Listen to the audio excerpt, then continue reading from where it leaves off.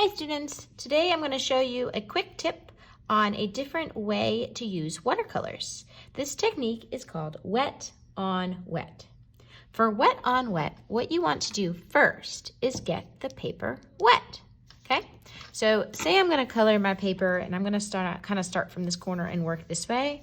I don't need to wet the whole paper right this second, but I do want to wet a pretty large area. Right? Because I want the colors, I don't want to have to do this every second. So I'm gonna wet an area, get it nice and wet. This is nice strong paper, we'll be okay. Okay, wet on wet. And then you add more water to your paints, just like we always do. And you paint. I know what you're thinking. How is this different from just like regular painting? Well, let me show you.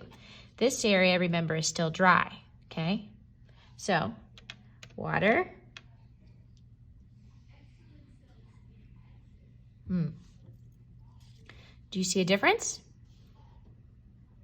This one is darker, right? The colors didn't spread as much. It does. It looks much more different. Versus wet on wet, the colors are lighter. They blend a bit more, right?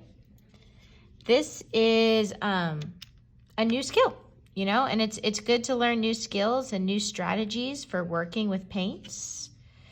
And this is the one I wanted you to practice today because we want our paper to be completely full of color, but we do need that color to be light.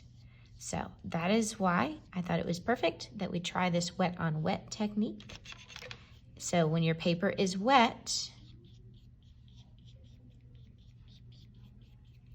you can kind of create your abstract design, okay? Just remember that before I start painting this, I've got to wet it first. So, wet your paper, wet on wet. Ooh, look at that color spread. You see that? The water helps pull those colors out. When you're using your brush, remember to always treat your brush nicely, kind of like you would the hair on your heads. That's a fun technique. And remember, by the end of the class today, your paper should be colored lightly. We're not looking for dark, bold colors. We're looking for light, delicate colors.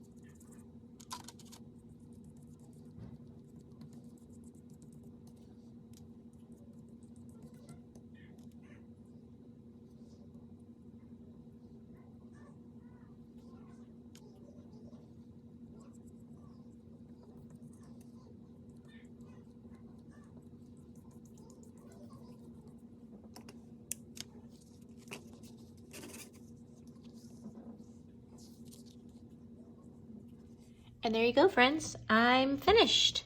I don't know if you can tell real well because of my lighting and my glare, but my entire paper is covered with light colors. And the way you achieve light colors is to use lots of water.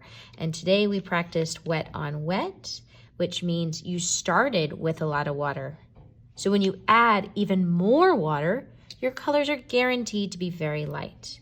Now, in the very end of your project, when you're all done, if you want to, you can take a pinch of salt. A pinch looks like this, right? It's what's in between your fingers, and you can kind of drizzle it on top of your artwork.